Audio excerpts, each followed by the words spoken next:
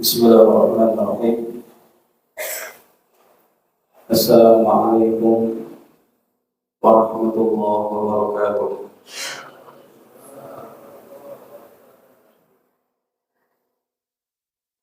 Innal hamdalillah nahmaduhu wa nasta'inuhu wa nastaghfiruh wa na'udzu billahi min shururi anfusina wa min sayyiati a'malina. Man yahdihillahu fala mudilla lahu wa man yudlil fala hadiya lahu. وأشهد أن لا إله إلا الله وحده لا شريك له وأشهد أن محمدا عبده ورسوله يا أيها الذين آمنوا اتقوا الله حق تقاته ولا تموتن إلا وأنتم مسلمون يا أيها الناس اتقوا ربكم الذي خلقكم من نفس واحدة وخلق منها زوجها وبث منهما رجالا كثيرا ونساء واتقوا الله الذي تساءلون به والأرحام إن الله كان عليكم رقيبا يا أيها الذين آمنوا اتقوا الله وقولوا قولا سديدا يصلح لكم أعمالكم ويغفر لكم ذنوبكم ومن يطع الله ورسوله فقد فاز فوزا عظيما أما بعد أيها الحاضرون رحمكم الله para asatidzah dan ustadzat rahimakumullah, para wali santri dan juga hadirin yang lain serta thalibat, barakallahu fikum. Alhamdulillah pada kesempatan pagi hari ini Allah Azza wa Jalla memberikan karunia kita dan nikmat waktu dan nikmat kesempatan kembali, nikmat yang besar yang seharusnya kita hargai dengan baik, yang harusnya kita manfaatkan dengan sebaik-baiknya. Nikmat kesempatan adalah nikmat yang besar, nikmat yang penting bagi kehidupan manusia, yang itu akan betul-betul menjadi anugerah dan kebaikan ketika kita manfaatkan dengan sebaik-baiknya untuk kebaikan dunia kita dan kebaikan akhirat kita nanti. Nah, salah satu hal yang bagus sekali untuk kita pergunakan waktu-waktu kita adalah menghadiri majelis-majelis ilmu. Di antara waktu yang paling berharga yang akan kita lewati adalah ketika waktu tersebut dipakai seseorang untuk menghadiri majelis ilmu, untuk belajar ilmu, untuk menanam ilmu. Sebab dengan ilmu seorang hamba akan mengenal Rabb-Nya, mengenal Islam, mengenal Nabi-Nya, dan juga mengenal kebaikan-kebaikan. Apalagi bila dia adalah seorang pemuda, seorang pemudi yang memiliki energi yang bagus, energi yang kuat, seorang yang punya kegiatan yang banyak, maka patutlah bila seorang pemuda dan juga seorang pemudi untuk memberikan perhatian besar dalam thalabul ilmi. Ikhwani wa akhwati fillah rahimakumullah ta'ala.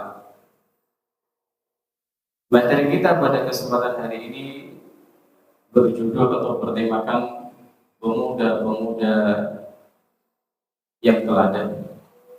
Pemuda-pemuda teladan.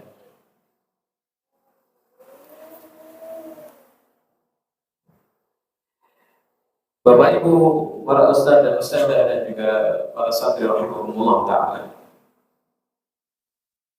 Marhalah atau fasa syabab atau pemuda merupakan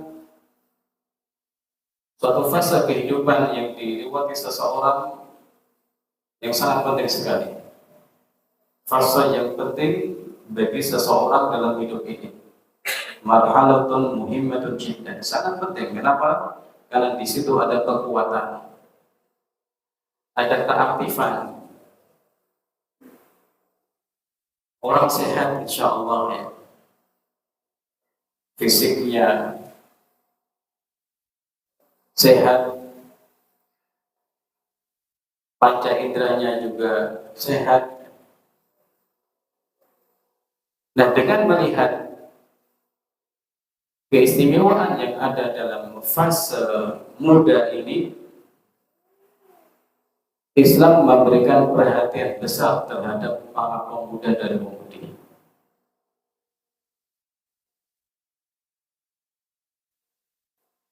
Disebutkan di sini bahwa fase muda adalah fase yang seseorang itu betul-betul menikmati kekuatan fisik yang besar.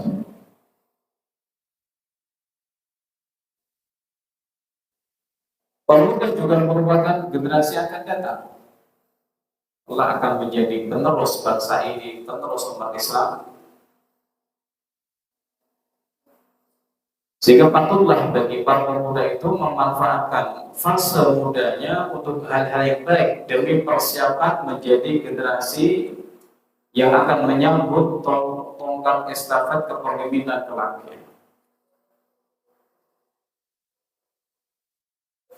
Ketika para pemuda itu baik, maka umat pun akan baik insya Allah.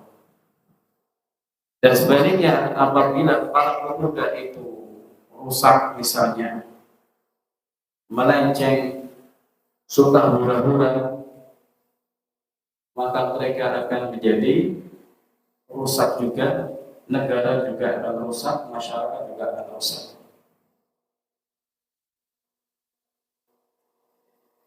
Dan di sisi yang lain, para pemuda itu belumlah memiliki kematangan akal ya.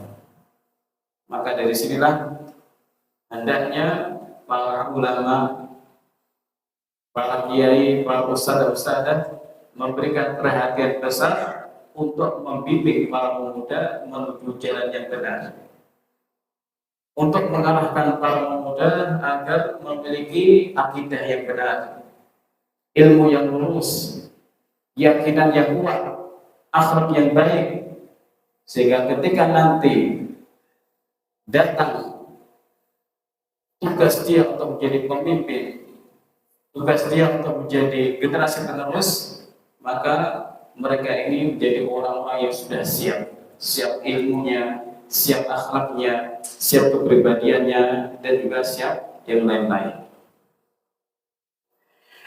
Mari kita lihat ikhwan wa akhwati fillah rahimakumullah taala. Di antara dalil yang menunjukkan perhatian Islam terhadap generasi muda.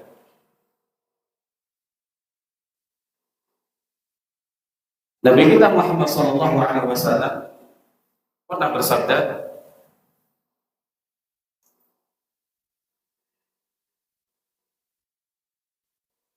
"Igtanim khamsan qabla khamsin." Manfaatkanlah 5 hal sebelum datangnya 5 hal. Di antaranya adalah syababaka qabla haramik. Manfaatkanlah masa mudamu sebelum datang masa tuamu.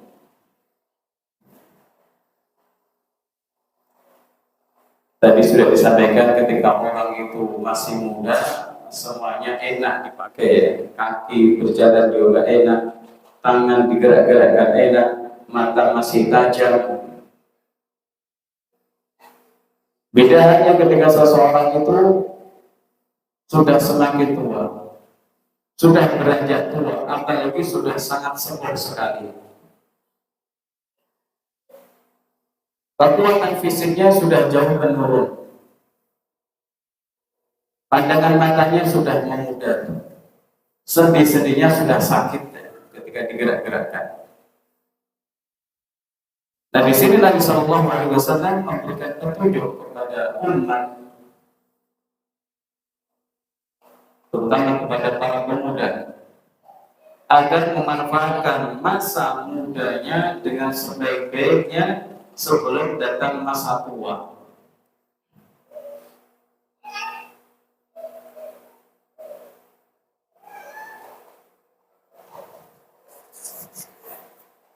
Kemudian ikhwan fillah rahimahullah taala,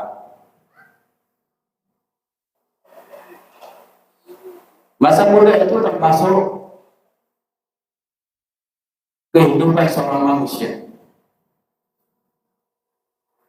Artinya bahwa masa muda ini nanti juga akan dipertanggungjawabkan oleh kita semua.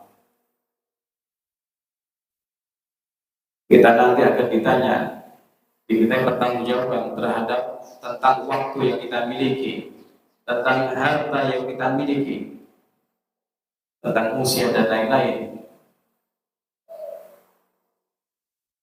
Maka hendaknya setiap orang mempersiapkan jawaban dengan baik, dengan cara apa? Memanfaatkan nikmat-nikmat tersebut untuk hal-hal yang memang dibenarkan oleh syariat atau diperintahkan oleh syariat.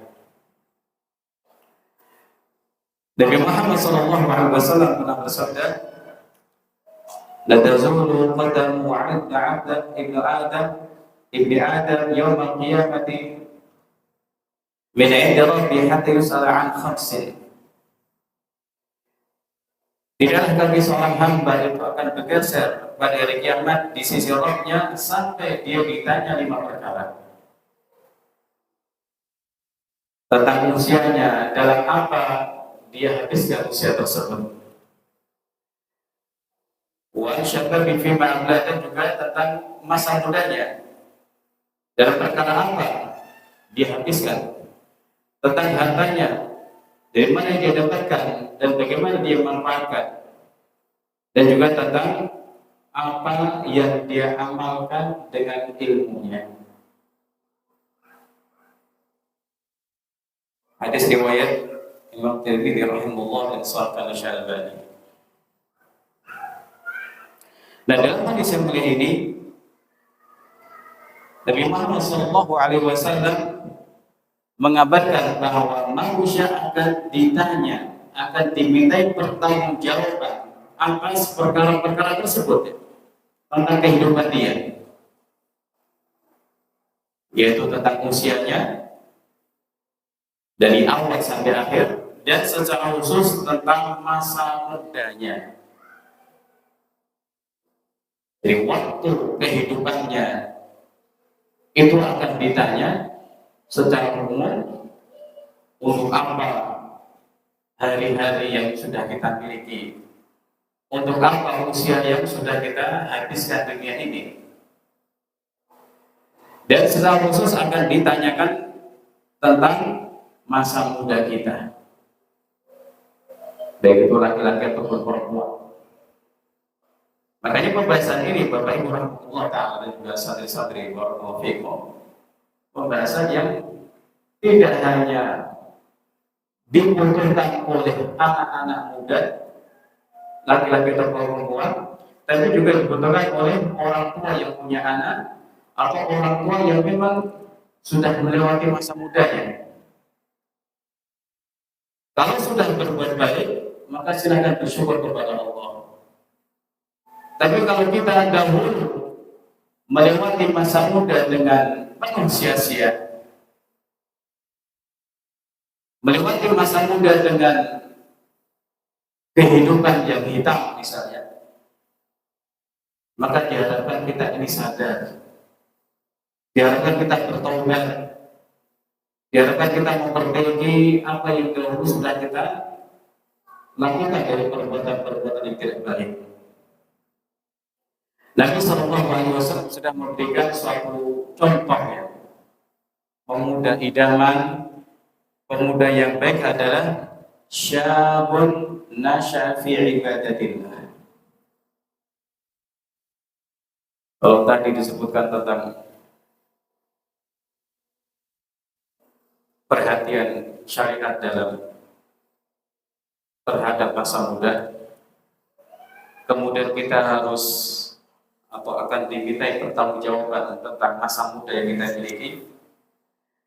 Nabi Shallallahu Alaihi Wasallam menyebutkan salah satu contohnya pemuda yang baik, laki-laki atau perempuan, adalah ketika syabun nasya fi ibadatillah, seorang pemuda atau pemudi dia tumbuh di atas ibadah kepada Allah Subhanahu wa ta'ala. Ini pemuda dan pemudi yang idaman, pemuda dan pemudi yang teladan.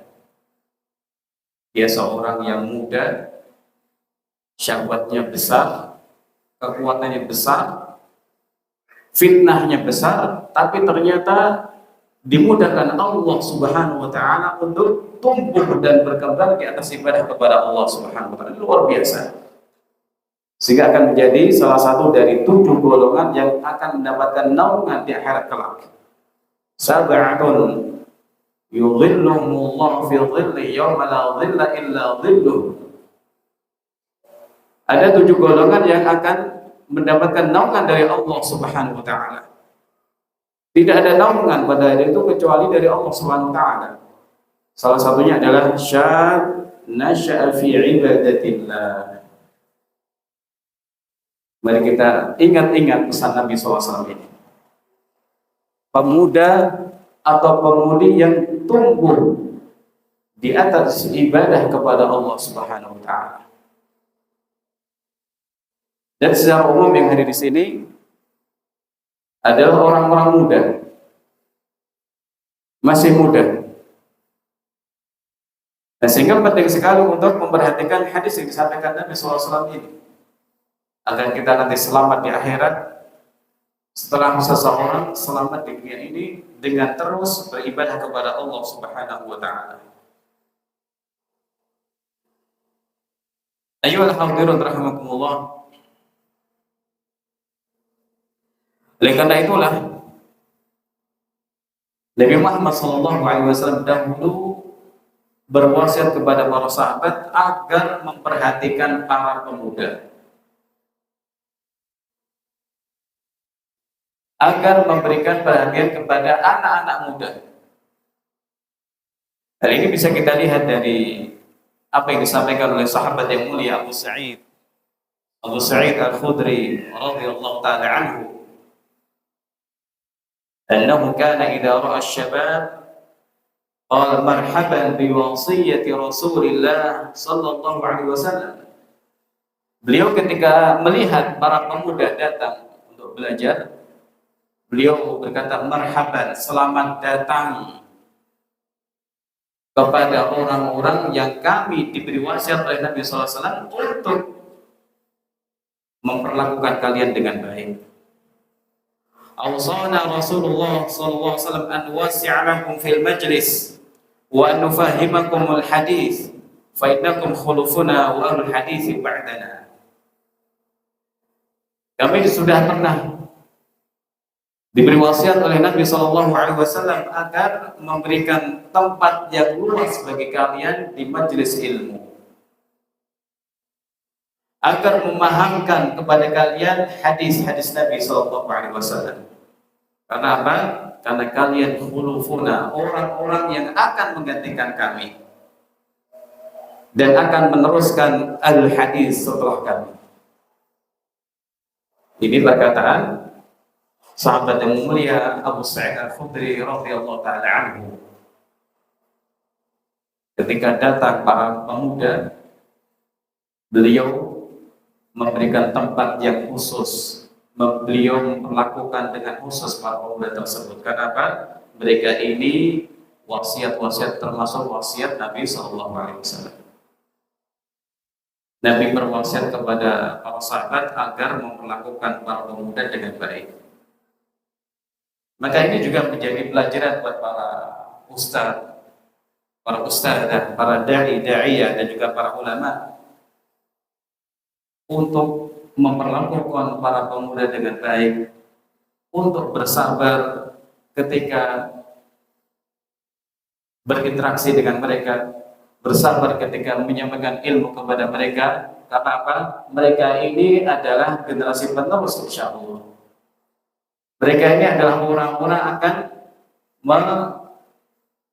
jadi para orang tua nanti, orang-orang yang nanti juga akan mungkin jadi pengajar, jadi pendidik, orang-orang tua yang mungkin nanti jadi pemimpin besar di suatu tempat, ya, pemimpin tertinggi di suatu tempat, maka hendaknya para pendidik memberikan perhatian terhadap para pemuda untuk memberikan ilmu kepada mereka. Ikhwani wa akhwati fillah rahimakumullah ta'ala.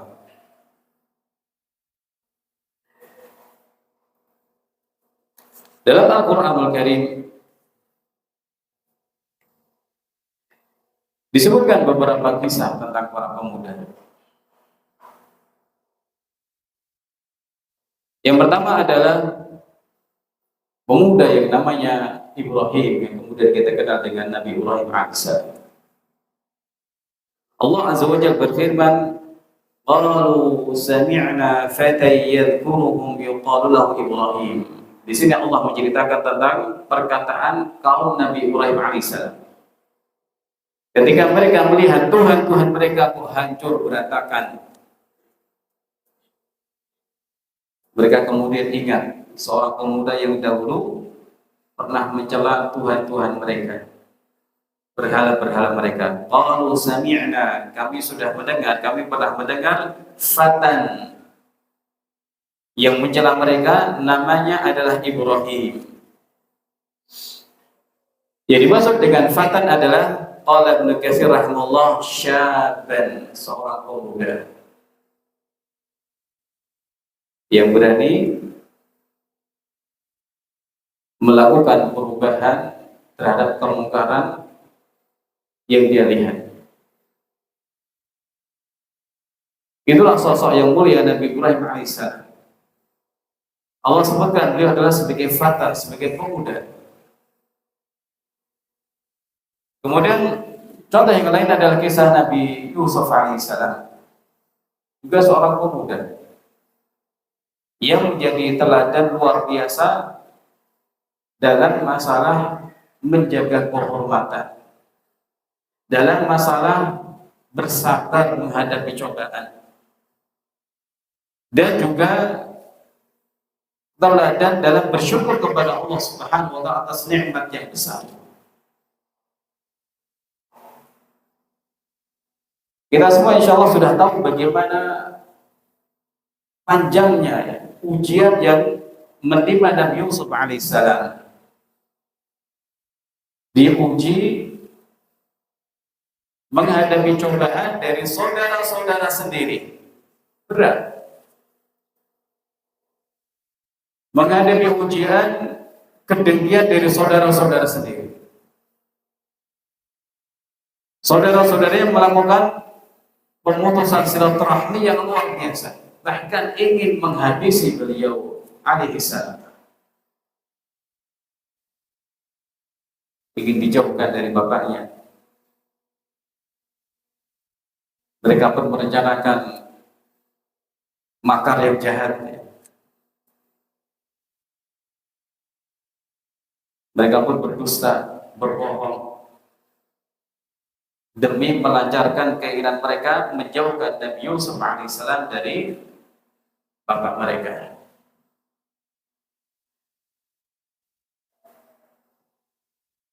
Beliau dilemparkan ke dalam sumur atau perigi, kemudian ditemu oleh orang yang sebagai budak, kemudian dijual, lalu hidup di istana. Di saat itulah kemudian beliau dapat ujian yang lain, menghadapi ujian dari seorang wanita yang mengajak berzina, wanita yang memiliki kedudukan tinggi, dia yang sudah memondisikan tempat supaya mudah berzina, dan dia yang mengajak untuk berzina. Tapi beliau menolak. Beliau lebih suka untuk dipenjara daripada menyambut ajakan nista dari wanita tersebut. Jadi di sini beliau ada teladan yang luar biasa bagi para pemuda, khususnya hidup di tempat yang asing. Kemudian beliau masih muda, ajakan zina langsung dari wanita tersebut. Wanita itu yang mengkondisikan tempat semuanya ditutup dan bersikeras untuk mengajak berzina, tapi kemudian dia tetap menolak, lari. Maka ini menjadi teladan yang luar biasa, teladan yang sepantasnya dipandang terus oleh para pemuda Islam untuk menjaga dirinya, menjaga kehormatannya dari perzinahan. Demikian juga kisah Ibu Nabi Isa alaihissalam, teladan bagi pemudi. Ketika wanita mulia ini kedatangan malaikat Jibril alaihissalam yang menjelma seorang laki-laki, maka Maryam Ibu Nabi Isa langsung memohon perlindungan kepada Allah Subhanahu wa Ta'ala. Qala inni a'udzu birrahmani minka in kunta taqiyya. Langsung mohon perlindungan kepada Allah Ar-Rahman dan mengingatkan laki-laki tersebut, jangan dekati kalau memang engkau bertakwa kepada Allah. Takutlah kepada Allah.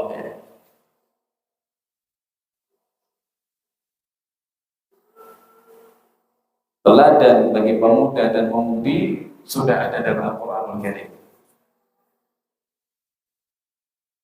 Sangat dibutuhkan oleh para pemuda dan pemudi zaman sekarang, di mana fitnah itu sangat besar ya. Fitnah besar mengancam para pemuda dan pemudi kaum muslimin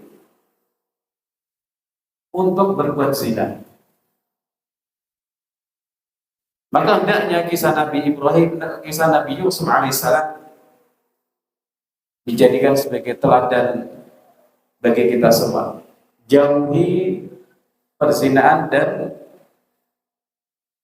hal-hal yang mendekatkan diri kepada perzinahan.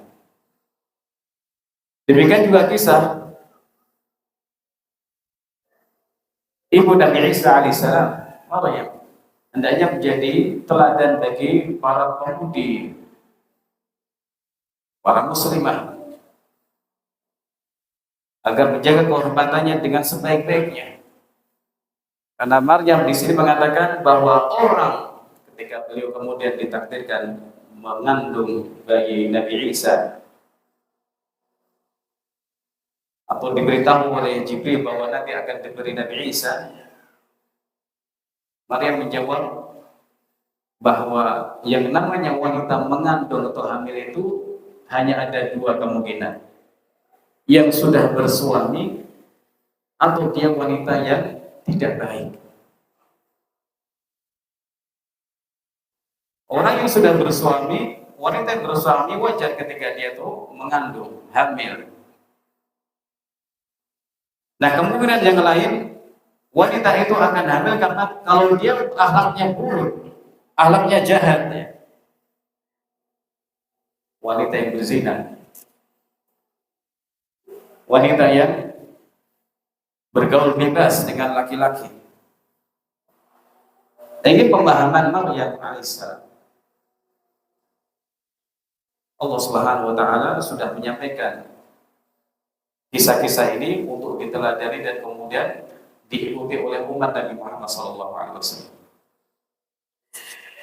Ikhwani wa akhwati fillah rahimakumullah ta'ala. Allah Subhanahu wa Ta'ala juga menyebutkan tentang kisah Ashabul Kahfi, para pemuda yang hebat. Kenapa hebat?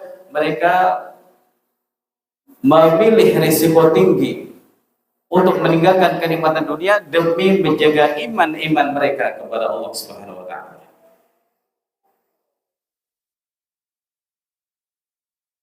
Mereka adalah orang-orang anak-anak bangsawan, pemuda-pemuda yang merupakan anak keturunan bangsawan, tapi kemudian mereka rela untuk meninggalkan kenikmatan itu demi menjaga iman mereka supaya tidak hilang. Allah Azza wa Jalla berfirman, innahum fityatun amanu bi rabbihim wa zidnahum huda. Innahum fityah, innahum fityah. Mereka ini adalah fityah, para pemuda. Amanu bi rabbihim, yang beriman kepada Rabb mereka. Wa zidnahum huda, dan kemudian kami memberikan tambahan hidayah kepada mereka. Ketika orang itu lebih mengutamakan Allah, lebih mengutamakan iman daripada dunia, Allah Subhanahu wa taala jaga mereka. Allah Subhanahu wa taala memberikan tambahan hidayah kepada mereka, dan kita pun tahu kisahnya di surah Al-Kahfi. Ikhwani wa akhwati fillah rahimakumullah taala. Al-Imam Ibnu Katsir rahimahullah, beliau menyampaikan tentang tafsiran ayat tadi. Fadzakara Allah annahum fityatun wa hum syabab wa hum aqbalu lil haqqi wa ahda lis sabil. Allah Subhanahu wa taala menyebutkan bahwa mereka adalah fityatun, yaitu para pemuda, anak-anak muda. Mereka ini, kata Imam Ibnu Katsir rahimahullah, anak muda itu lebih mudah menerima al-haq, lebih terbuka menerima al-haq. Mereka ini lebih lurus jalannya minasyuyukh alladzina qad aqaw, daripada orang-orang tua yang sudah keras kepalanya, yang dari kecil sudah hidup di atas kebatilan, di atas kekeliruan, maka akan lebih susah untuk diperbaiki, lebih susah untuk diingatkan atau dikasih tahu. Ketika dikasih tahu, mungkin akan menjawab, kamu itu siapa? Usiamu berapa kok berani menasihati kami? Masih bau kencur atau masih musa dan lain sebagainya. Wa masuk fi dinil batil, dan mereka ini sudah hanyut dalam agama yang batil. Wa lihada kana aktsarul mustajibina lillahi ta'ala rasulih syababan. Oleh karena itu, kata Imam Ibnu Katsir rahimahullah, kebanyakan orang yang menyambut seruan Allah, yang menyambut seruan Rasul sallallahu alaihi wasallam adalah syabab, para pemuda. Ini bicara tentang dakwah Nabi Muhammad sallallahu alaihi wasallam. Kebanyakan yang menerima adalah para pemuda. Orang-orang yang tua lebih susah menerimanya. Wa amma syuyukh min Quraisy fa'amatuhum baqaw ala dinihim. Fa'amatuhum baqaw ala dinihim. Adapun orang-orang tua, tokoh-tokoh tua di kalangan Quraisy, kebanyakan mereka masih tetap bertahan di atas agama mereka yang syirik. Fa'amatuhum baqaw ala dinihim. Walam yuslim minhum illa qalil. Tidak masuk Islam dari mereka kecuali sedikit saja. Kebanyakan adalah orang-orang yang masih muda. Karena apa tadi? Anak muda itu lebih mudah menerima kebenaran, lebih terbuka pikirannya, atau istilah orang lebih rasional. Ketika dikasih tahu misalnya, kalau beragama itu pakai dalil, harus mengikuti dalil. Betul, kita harus berguru, harus itu. Orang belajar agama harus berguru kepada seorang alim. Tapi sekarang yang dibicarakan adalah apa yang kita ikuti dalam beragama kepada Allah Azza wa Jalla. Maka jawabannya adalah dalil Al-Quran dan Sunnah,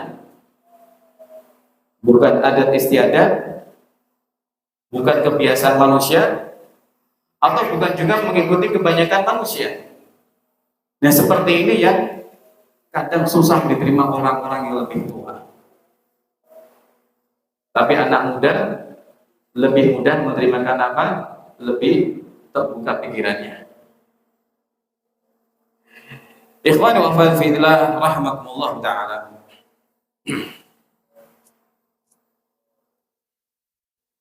Mari kita lihat keterangan tentang orang-orang yang kebanyakan termasuk al-ashraf al-mubasysyaruna minal jannah, al-ashraf al-mubasysyaruna bil jannah. Para sahabat Nabi sallallahu alaihi wasallam yang kebanyakan adalah disebutkan di sini orang-orang yang diberi kabar gembira akan masuk surga. Berapa usia mereka ketika mereka masuk Islam? Mari kita lihat ya. وقد كان أكثر حملة الإسلام الأوائل في أول زمن البعثة من الشباب. Dahulu orang-orang pertama kali yang masuk Islam, yang membawa agama Islam di awal-awal kenabian Nabi Muhammad SAW adalah dari kalangan syabab. Yang pertama kali masuk Islam, yang kemudian membawa Islam, menyiarkan Islam, kebanyakan dari kalangan para pemuda. Mari kita lihat usia-usia mereka. فهذا الصديق رضي الله عنه لم يتجاوز 37. Abu Bakar Siddiq radhiyallahu anhu usianya 37 tahun. Ini masih muda apa tidak? Masih muda. Umar bin Khattab usianya 27 tahun. Utsman bin Affan usianya 34 tahun. Ali bin Abi Thalib usianya 10 tahun. Thalha bin Ubaidillah usianya 14 tahun. Az-Zubair bin Awam usianya 16 tahun. Sa'ad bin Abi Waqqas usianya 17 tahun. Sa'id bin Zaid usianya 15 tahun. Abu Ubaidah usianya 27 tahun. Sementara Abdullah bin Auf usianya 30 tahun.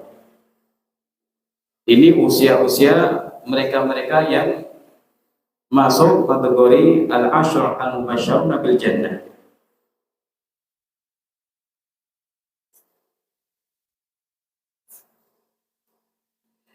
Dan masih banyak lagi sahabat-sahabat Nabi sallallahu alaihi wasallam yang mereka ini masuk Islam dalam keadaan muda.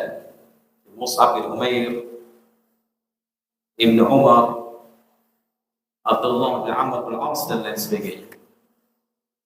Ini sebagai contoh saja bahwa dahulu para pemuda itu dominan untuk menjadi generasi pertama yang menyambut seruan dakwah Islam Nabi Muhammad SAW. Di saat yang lain para tokoh yang tua dari kalangan Quraisy, mereka ini begitu getol dalam menghadang dakwah Nabi SAW, menghasut orang supaya membenci Nabi SAW, atau menyebarluaskan isu yang tidak benar kalau Nabi SAW itu majnun, gila, atau tukang sihir. Sehingga ada sebuah kisah yang menarik, ikhwan wa akhwati fillah rahmatullah taala. Kisah ini diriwayatkan oleh sahabat yang mulia Ibnu Abbas dari Imam Muslim. Ada seorang yang dikenal Dhimad ibn Sa'ad al-Azdi, dikenal sebagai orang yang meruqyah, datang ke Mekah, kemudian dengar kalau yang namanya Muhammad itu disebut-sebut majnun. Laki-laki ini pun mencari dan ingin menyembuhkan yang disebut majnun tadi. Kemudian bertemu, lalu mengatakan, saya ingin menyembuhkanmu dari penyakit ini. Kemudian Nabi SAW mengatakan, innal hamdalillah nahmaduhu wa nasta'inuhu man yahdihillahu fala mudilla lahu wa man yudlil fala hadiya lahu. Asyhadu an la ilaha illallah wa anna asyhadu an la ilaha illallah wahdahu la syarika lahu wa asyhadu anna Muhammadan abduhu wa rasuluh. Mendengar ucapan ini, Dhimad bin Sa'ad al-Azdi mengatakan, a'id alayya hadhil kalimat. Tolong diulang lagi kalimat-kalimat ini, kok indah sekali. Maka Nabi SAW mengulangnya sampai 3 kali. Nah dari sini Dhimad al-Azdi radhiyallahu anhu memahami bukan majnun ini bukan orang majnun, tapi orang sehat, orang yang baik. Lantas mengatakan, hati yada ubayyaka Islam. Tolong sodorkan tanganmu, saya ingin berbaiat untuk masuk Islam.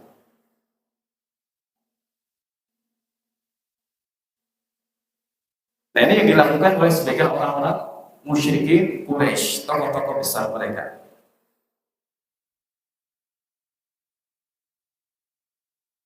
Sehingga dahulu juga Khalid bin Walid pun dekat disebut-sebut oleh saudaranya, kenapa kamu tidak Islam, tidak masuk Islam lebih cepat? Ya. Kamu itu orang cerdas. Maka beralasan betapa kuatnya pengaruh tokoh-tokoh orang tua di kalangan Quraisy, sehingga menghalangi Khalid bin Walid untuk masuk Islam. Beliau pun tidak masuk Islam kecuali setelah tahun 6 Hijriah atau setelah perjanjian Hudaybiyah. Baik, kita lanjutkan. Ikhwan wa rahmatullah. Mari kita lihat beberapa contoh bagaimana perhatian Nabi SAW terhadap para pemuda. An-Malik bin Huwairis radhiyallahu ta'ala, ada seorang sahabat Nabi yang namanya Malik bin Huwairis yang mengatakan, atainan Nabiyya sallallahu alaihi wasallam wa nahnu syababatun mutaqarribun. Kami datang kepada Nabi sallallahu alaihi wasallam dalam keadaan usia kami itu masih muda, dengan usia yang saling berdekatan, seumuran. Faqamna 'indahu 20 lailah, kami tinggal di dekat Nabi sallallahu alaihi wasallam selama 20 malam. Fadhanna an nashtaqna ahlana. Beliau pun memandang kami setelah 20 hari ini, melihat kami sepertinya kami sudah rindu dengan keluarga kami. Fasa'alana amman tarakna fi alina wa akhbarnahu. Beliau pun bertanya kepada kami, siapa yang kami tinggalkan di rumah? Lalu kami pun mengabarkan kepada beliau, wa kana raqiqan rahima, beliau seorang yang lembut, seorang penyayang kepada para pemuda tersebut.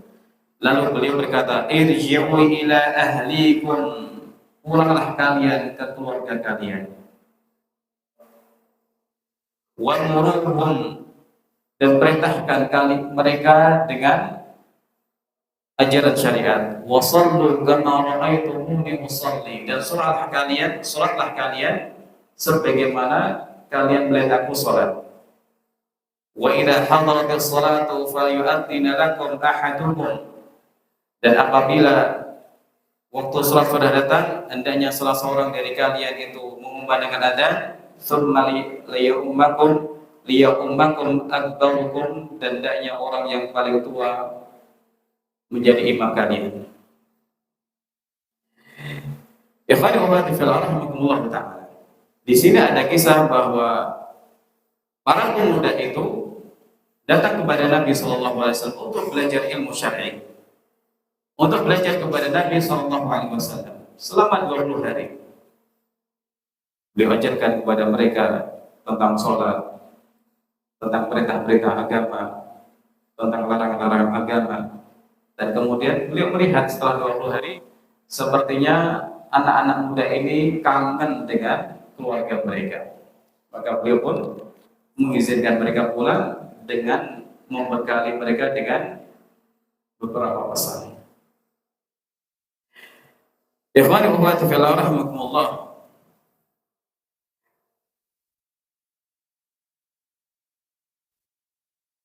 Bukti yang lainnya, bagaimana Nabi SAW perhatian dengan para pemuda, kemudian menghargai keilmuan mereka.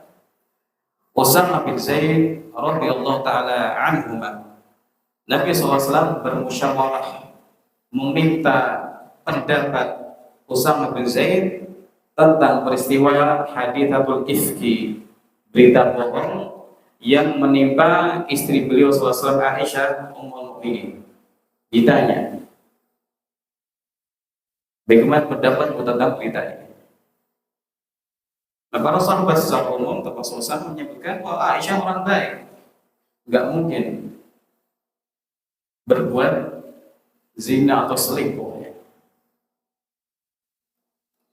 Nabi SAW juga menyerahkan kepemimpinan pasukan kepada Usamah bin Zaid untuk pergi menyerang bangsa Romawi.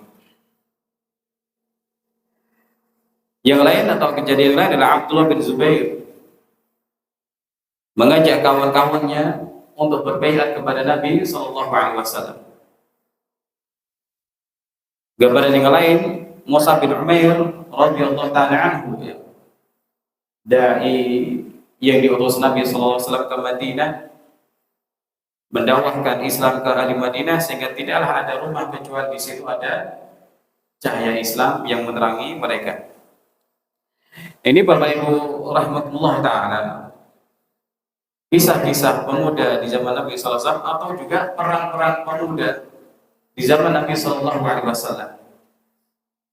Mereka perhatian dengan ilmu, perhatian dengan kebaikan, dan mereka juga sebagian sudah diberi tanggung jawab yang besar oleh Nabi SAW. Maka dari itu menjadi penting bagi para ulama,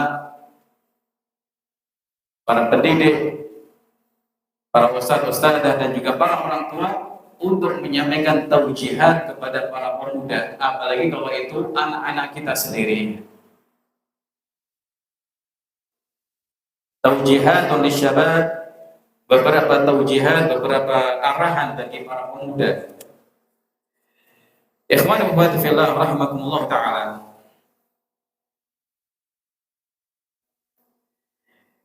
Seorang pemuda ketika dia itu hidup di atas Islam, maka dia akan mendapatkan kebaikan yang banyak. Hidup dalam keadaan yang baik. Nah, sebaliknya ketika seorang pemuda itu hidup di luar Islam, maka kesengsaraan dan kerusakan akan menimpanya.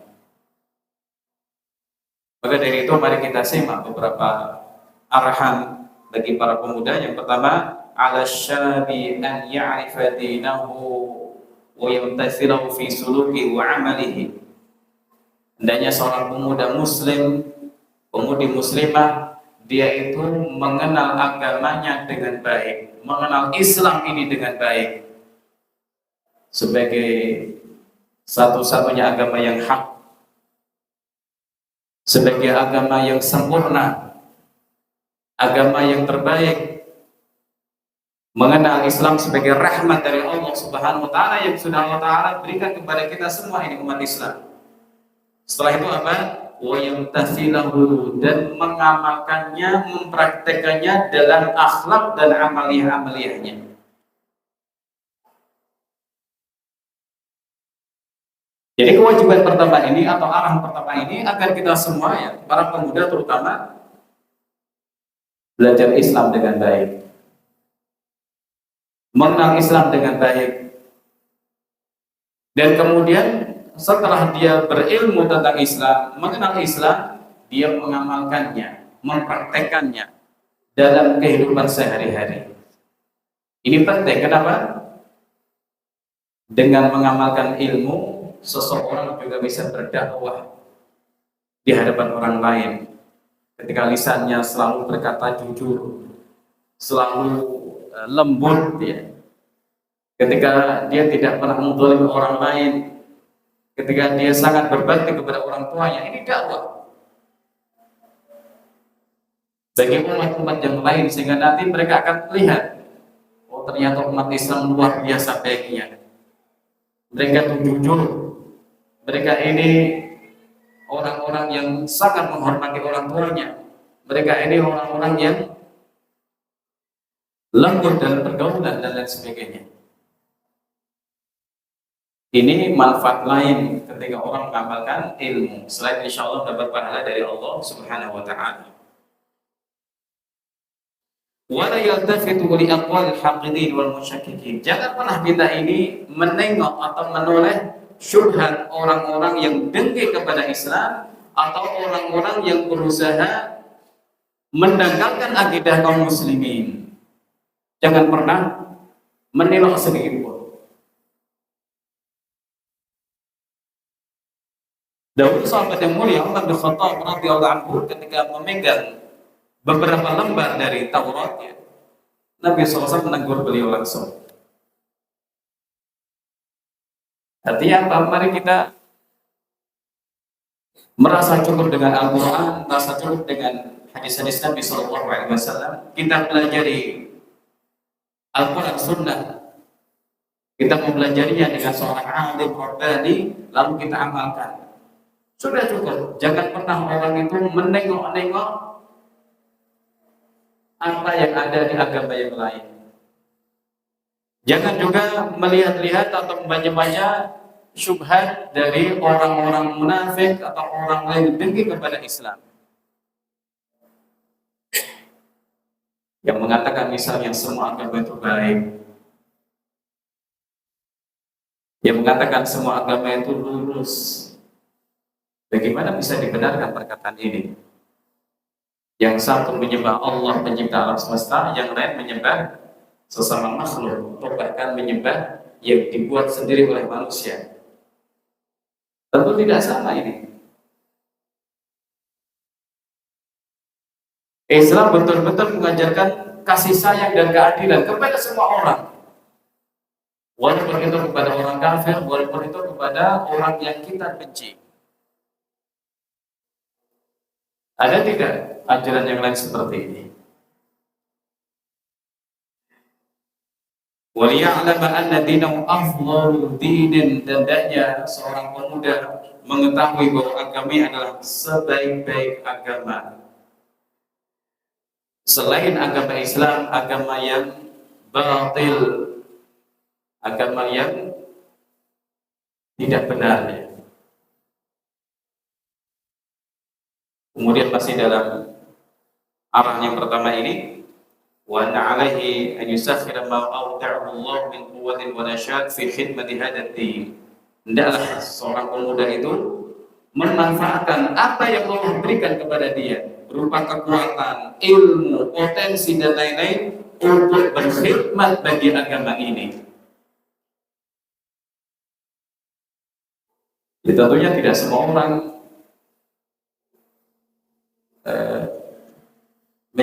bisa menjadi ulama besar gitu ya. Potensi yang dimiliki manusia berbeda-beda. Tapi memang kita wajib memahami agama ini dengan baik, yang dasar-dasar. Nah, kemudian ketika seorang punya potensi yang lainnya, yang satu orang yang pandai faqih, maka silakan berkhidmat dengan kepada agama ini dengan menyebarluaskan ilmu. Yang lain punya uang, silakan berkhidmat kepada agama ini dengan uang yang dimiliki. Yang lain punya kemampuan IT dan lain sebagainya, maka silakan para pemuda memanfaatkan kemampuannya dalam teknologi untuk berkhidmat bagi agama ini. Maka nanti akan terkumpul kerjasama yang baik dari seorang alim, dari seorang dermawan, dari seorang yang ahli teknologi dan sebagainya. Dakwah pun berkembang insya Allah.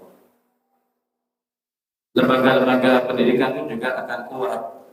Kenapa? Semuanya mendukung. Potensi-potensi di tengah umat semuanya mendukung untuk kebaikan agama ini, untuk melayani agama ini dengan munkar wa tu'minuna billah. Syaratnya ini, kalian itu umat terbaik yang Allah keluarkan bagi umat manusia. Syaratnya apa? Melakukan amal ma'ruf nahi munkar dan beriman kepada Allah Subhanahu wa taala. Nah, seorang pemuda dan pemudi muslim muslimah ya, hendaknya meyakini hal ini. Islam itu agama yang hak dan umat Islam itu umat yang terbaik. Kapan itu? Kalau kita semua terus-menerus berpegang teguh dengan agama Islam. Tapi kalau kemudian kita membiru dengan orang-orang kafir, malu dengan agama sendiri, malu menunjukkan identitas sebagai muslim muslimah, maka khairiyah atau status sebagai umat terbaik ini ya akan menjauh juga.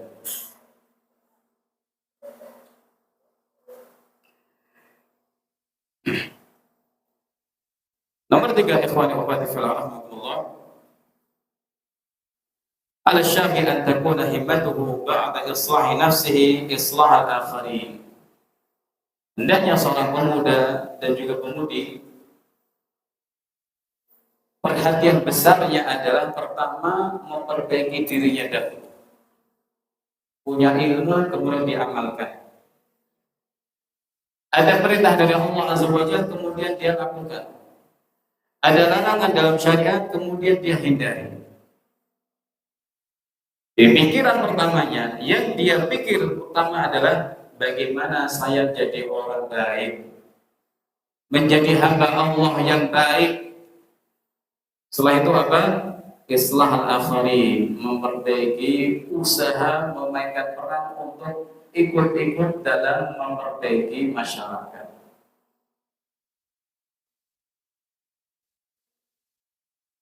Tidak harus berdakwah seperti ini ya. Bisa cukup dengan mengajak-ajak kawan kalian di kampung. Ayo sholat, ayo sholat, ayo sholat. Kalau belum tahu sholat, tak ajari sholat misalnya. Ayo baca Quran. Kalau belum tahu baca Quran, ayo tak ajari Quran, baca Quran. Gratis gitu ya. Karena apa? Tujuannya ingin memperbaiki orang lain. Tujuannya ingin menebar kebaikan. Dan orang seperti ini akan Allah Ta'ala beri apa? Allah akan memperbaiki keadaannya. Allah akan memperbagus keadaannya karena apa? Dia ingin memperbaiki orang lain, maka balasannya bersama. Keadaannya akan diperbaiki oleh Allah Subhanahu wa Ta'ala. Wa ta'bidan nasi rabbil alamin, dan hikmah dia, keinginan besar dia adalah agar seluruh manusia itu beribadah kepada Allah Subhanahu wa Ta'ala. Wal yahdar an yakuna da'iyat su'in, dan dia seorang pemuda pemudi itu jangan sampai menjadi penyeru kepada keburukan. Jangan sampai menjadi provokator, jadi perusak kemudian merusak orang lain, menjadi orang yang buruk kemudian membuat masyarakat buruk. Jangan sampai seperti itu. Hendaknya orang pemuda-pemudi terutama menjadi miftah al-khair, jadi kunci-kunci pembuka kebaikan bagi masyarakat. Hendaknya menjadi maghaliqu syarr, menjadi gembok-gembok yang menutup keburukan-keburukan. Jangan malah dibaliknya. Ada kebaikan ditutup-tutupi, tidak mau mendukung. Ada keburukan malah didukung dengan sekuat-kuatnya. Ini salahnya.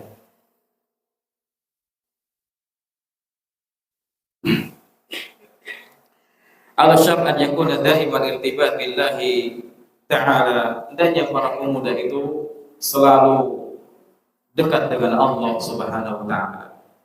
Hubungannya dengan Allah itu dekat. Dan ini menunjukkan kebaikan pemuda dan pemudi tersebut ya.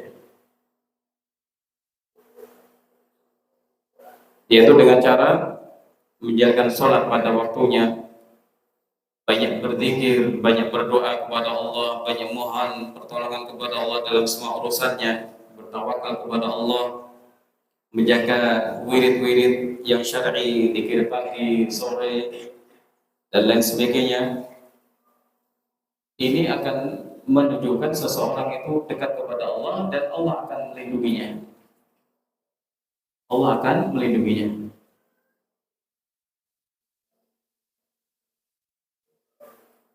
Ala syart an ya'lam anna qurwatahu al-haqiqiyyah wa Muhammad sallallahu alaihi wasallam. Kemudian nomor berikutnya, arahan berikutnya adalah seorang pemuda muslim, seorang pemudi muslimah hendaknya dia yakin dan menyadari bahwa teladan dia yang hakiki adalah Nabi Muhammad sallallahu alaihi wasallam. Beliau adalah teladan. Allah Subhanahu wa Ta'ala sudah menyebutkan ini dalam surah Al-Ahzab. Maka pemuda dan pemudi Islam hendaknya meneladani Nabi sallallahu alaihi wasallam dalam ucapan beliau, perbuatan beliau, dalam akidah beliau, akhlak beliau, ibadah beliau dan lain sebagainya. Karena beliau adalah qudwah dalam seluruh urusan yang baik.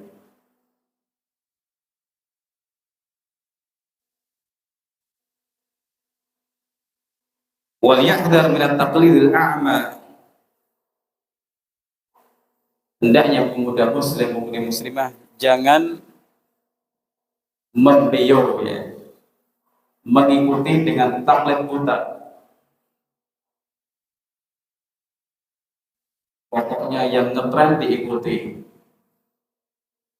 yang viral dikagumi. Jangan seperti itu. Kita punya pedoman khusus.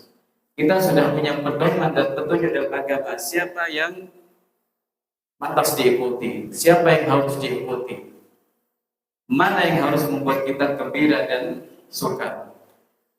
Sesuatu yang viral, sesuatu yang ngetren, sesuatu yang jadi bahan pembicaraan manusia belum tentu baik dan benar. Ala syab an yahafid ala rujulatihi. Pesan yang lain yang tidak boleh dilupakan adalah kalau dia seorang pemuda maka hendaknya menjaga kejantanannya, kelakiannya maksudnya. Kalau dia seorang pemudi maka hendaknya menjaga kodratnya sebagai wanita.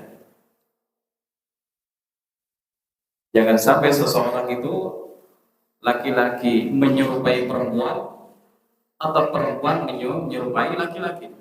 Ini sudah salah kodrat. Allah Subhanahu wa taala menciptakan adanya laki-laki dan perempuan dengan hikmahnya.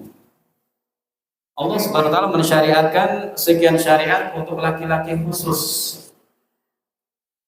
Allah Subhanahu wa taala melarang sekian larangan untuk laki-laki. Demikian juga Allah Subhanahu wa taala mensyariatkan syariat yang khusus untuk perempuan juga. Masalah pakaian berbeda. Masalah suara juga berbeda. Tapi secara umumnya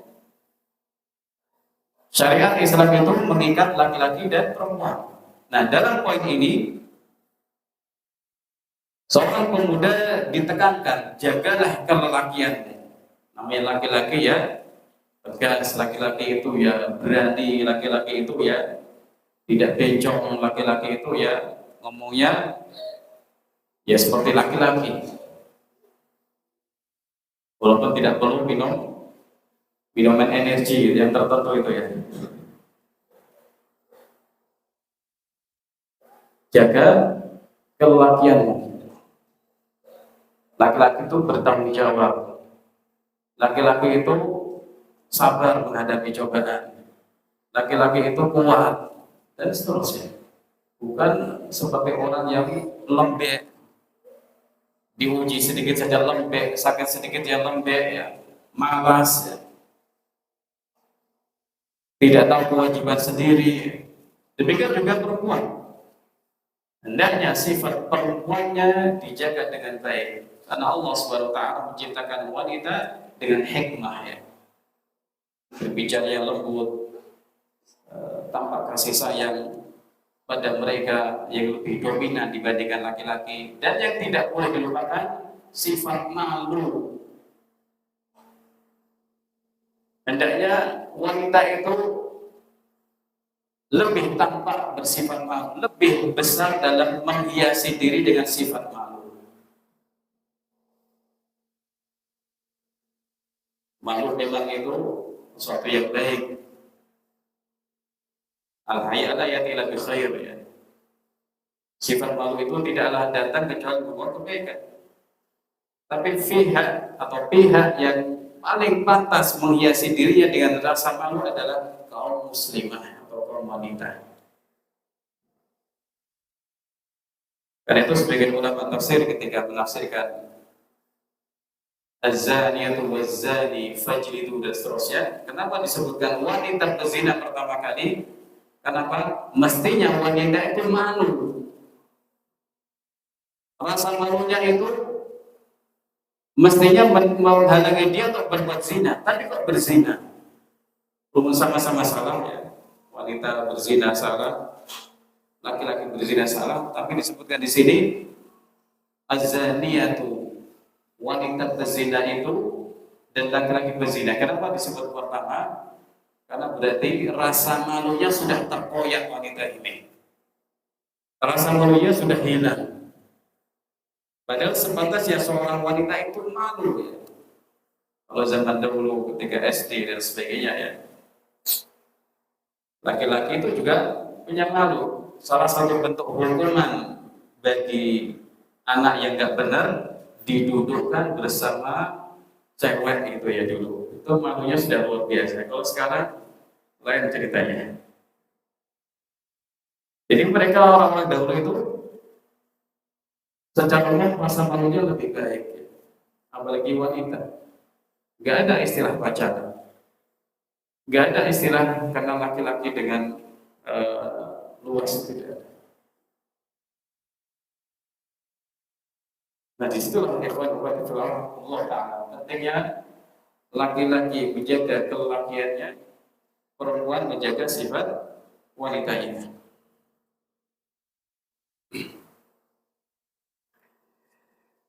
Berikutnya adalah syarat an yasbir ala masyaqqati fi'li ta'ah wa tarkil ma'siyah. Menjadi kewajiban pemuda dan pemudi, karena pemuda-pemudi itu syahwatnya besar ya, fitnahnya besar, maka hendaknya menjadi kewajiban dia bersabar dalam melaksanakan beratnya taat kepada Allah dan bersabar dalam menghindari maksiat.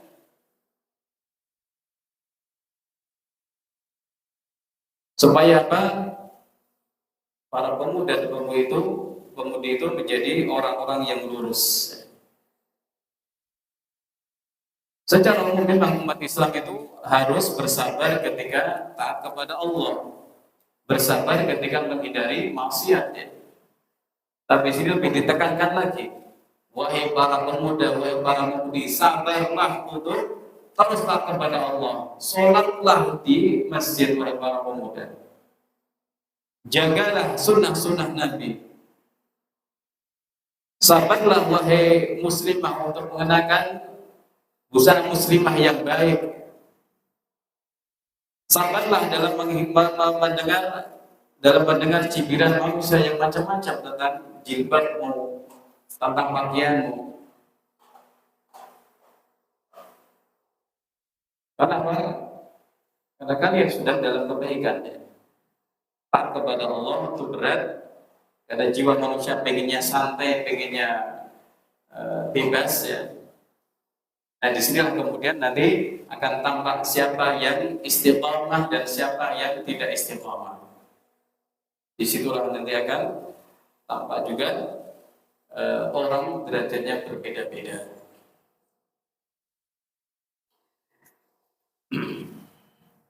Nomor 9 ikhwan wa akhwat fillah rahimakumullah taala. Menjadi kewajiban para pemuda untuk menyadari bahwa mereka ini adalah generasi penerus di masanya nanti. Mereka ini nanti akan menjadi para orang tua dan juga para ibu di masa depan. Maka hendaknya apa? Menyiapkan diri untuk mendidik anak dengan baik. Maksudnya apa?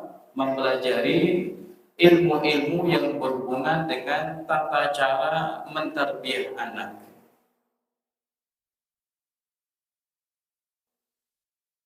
Yasallihu anfusahum bil ilmi wal adabi. Jadi mereka membekal diri dengan ilmu dan juga adab-adab Islam ya. Karena bagaimanapun namanya pemuda nanti akan tua, ya apa tidak? Nanti kalian akan tua apa tidak? Nanti berapa tahun lagi? 20 tahun lagi, 30 tahun lagi akan tua. Akan jadi orang yang tua, menjadi orang tua, menjadi orang yang sepuh, rambut berubah, fisik berubah, kulit jadi kerut dan lain sebagainya. orang akan mengalami seperti ini. Normalnya demikian. Maka para pemuda harus tahu kalau dirinya nanti akan menjadi orang yang tua dan orang tua juga. Sehingga dalam fase muda ini, selain ilmu-ilmu syariat yang dia pelajari, juga mempelajari hal-hal yang berhubungan dengan masalah mendidik anak, adab-adabnya, ilmunya, dan lain sebagainya. Nomor berikutnya, ala syab idza arada an yurawih an-nafsi an yaltazima bil halal wa yatajannaba al-haram. Seorang pemuda dan pemudi kalau ingin menghibur diri, ingin mencari hiburan, maka hendaknya mencari hiburan-hiburan yang dibenarkan oleh syariat. Jiwa itu butuh hiburan, butuh piknik, butuh refreshing, butuh healing-healing kata orang sekarang ya. Maka para pemuda pemudi hendaknya mencari cara-cara yang dibenarkan oleh syariat, tempat-tempat yang jauh dari maksiat. Apa gunanya refreshing kalau justru akan merusak hati seseorang? Ya? Apa gunanya refreshing atau piknik di suatu tempat ternyata di situ banyak maksiat kepada Allah Azza wa Jalla? Ini bukan refreshing, kebinasaan malah. Memposisikan diri dalam ancaman murka Allah Subhanahu wa taala tidak bisa ini disebut sebagai refreshing, menyegarkan diri, atau refreshing tidak bisa disebut karena apa? Di situ ada unsur maksiat atau pelanggaran kepada Allah Subhanahu wa taala. Kenapa? Fa inna fil halali bunyatan an ghairi, karena yang halal itu banyak. Cara untuk menyegarkan pikiran kita yang halal itu banyak sekali. Paling mudah apa? Ya makan-makan gitu ya. Atau sepak bola, atau lari-lari, hiking dan lain sebagainya, atau pokoknya hal-hal yang dihalalkan itu masih banyak. Jangan pernah seseorang berpikir cara untuk menyegarkan diri itu sempit ya, atau sangat terbatas, tidak. Yang halal itu masih banyak. Yang halal itu banyak sekali. Ala syab an yakuna hadirin min al-afkaril haddamah. Kemudian yang terakhir, ikhwan fillah rahmatullah, menjadi kewajiban para pemuda dan pemudi adalah untuk berhati-hati terhadap pemikiran-pemikiran yang menyimpang dan merusak. Walaupun tampaknya itu kelihatannya baik ya. Walau kana zahiruhu shalah wa islah, tampaknya baik ya. Seperti organisasi-organisasi dari luar negeri ya, katanya sosial, tapi ternyata itu dari orang Yahudi. Hati-hati. Katanya ingin memberikan bantuan, santunan dan seterusnya, tapi di situ ada unsur memurtadkan misalnya, ada unsur untuk menggerogoti akidah kaum muslimin, atau kelihatannya membina para pemuda, tapi hakikatnya apa? Untuk mengenalkan pemuda Islam kepada kebiasaan-kebiasaan orang-orang yang kafir kepada Allah ya. Ini akan bahaya ya. Misalnya ada pertukaran pemuda ya, Indonesia dengan negeri mana. Pemuda Indonesia tinggal di negeri barat, hidup bersama keluarga orang kafir, makan bersama dia, tidur di tempat itu dan seterusnya. Nanti akan terpengaruh. Walaupun programnya sepertinya bagus, pertukaran budaya atau pertukaran atau kerjasama ini dan itu. Namun ternyata kadang-kadang di balik program-program itu ada hal-hal yang bisa membahayakan akhlak seorang muslim muslimah, akhlak atau akidah seorang muslim dan muslimah. Ikhwani wa akhwati fillah rahimakumullah taala. Sebagai penutup ada beberapa wasiat dari generasi salafus saleh kepada para pemuda secara khusus. Kalau di awal-awal disampaikan hadis Nabi SAW, Nah, sekarang sebagai penutup ada beberapa pesan dari salafus saleh, dari ulama salafus saleh kepada para pemuda, kepada kita semua.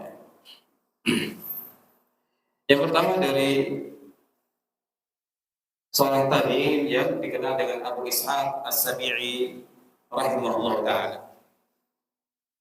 Beliau pernah menyampaikan kepada para pemuda untuk mengerahkan tenaga dalam ibadah kepada Allah. Pernah berwasiat kepada para pemuda untuk mengerahkan kemampuan dan kekuatan mereka untuk beribadah kepada Allah. Kata beliau, ya ma'asyarasy syabab, iktanibu syababakum. Wahai para pemuda, manfaatkanlah masa muda kalian. Wallama tamurru bi lailatun illa wa aqra'u fiha alfa ayatin. Dahulu ketika aku muda, tidaklah lewat satu malam kecuali aku di malam itu membaca 1000 ayat Al-Qur'anul Karim. Wa inni la aqra'ul baqarata fi raka'ah. Dan pernah saya membaca surah Al-Baqarah dalam satu rakaat. Wa inni la asum ashhurul hurum. Dan aku dahulu biasa berpuasa di bulan-bulan haram. Wala thalathata ayyam min kulli syahr, dan puasa 3 hari di setiap bulan, puasa Senin Kamis, sumatala wa amma bi ni'mati rabbika fahaddis. Luar biasa yang beliau sampaikan. Ibadah-ibadah yang besar, ibadah-ibadah yang luar biasa. Yang mulai satu rakaat membaca Al-Baqarah, surah Al-Baqarah. Rajin berpuasa. Beliau sampaikan ini supaya para pemuda tergugah, supaya pemuda merasa malu. Masih muda kok loyo, tidak kuat puasa atau tidak mau puasa Senin Kamis. Nanti kalau tua bagaimana? Apakah kuat kira-kira? Kan tambah susah. Masih muda kok nggak pernah sholat malam yang panjang. Nanti kalau tua apakah kira-kira akan sholat malam yang panjang? Tentu akan lebih susah. Beliau ingin sampaikan, manfaatkanlah masa muda kalian.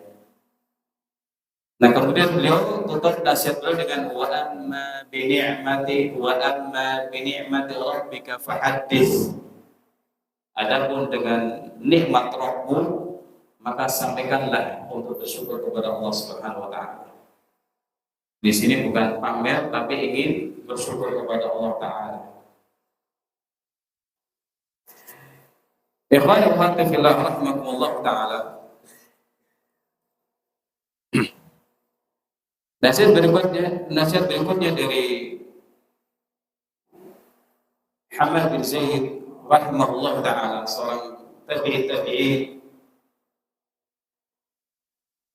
atau beliau datang menemui Anas bin Sirin rahimahullah ketika sedang sakit. Lalu Anas bin Sirin berpesan kepada Hamad bin Zaid dan yang lain, ittaqullah ya ma'asyarasy syabab. Wahai para pemuda, bertakwalah kepada Allah. Lihatlah dari siapa kalian mengambil hadis-hadis ini. Kenapa? Karena ini termasuk bagian dari agama kalian. Dari sini ikhwani wa akhwati rahimakumullah taala, pesan bagi para pemuda yang ingin belajar ilmu syar'i, hendaknya memilih guru yang lurus dan baik. Memilih guru seorang alim yang rabbani, seorang yang berilmu dan seorang yang lurus. Karena ilmu yang diajarkan oleh seorang guru nanti akan berpengaruh pada akidahnya, pada akhlaknya, pada ucapannya. Kalau guru itu baik, maka pengaruh baik yang akan muncul pada anak-anak didik. Tapi kalau gurunya menyimpang, ucapannya jorok, ya, matanya jelalatan, perbuatannya tidak baik, gurunya suka sholat sendiri, jarang berjamaah, ya nanti akan berpengaruh buruk pada anak-anak.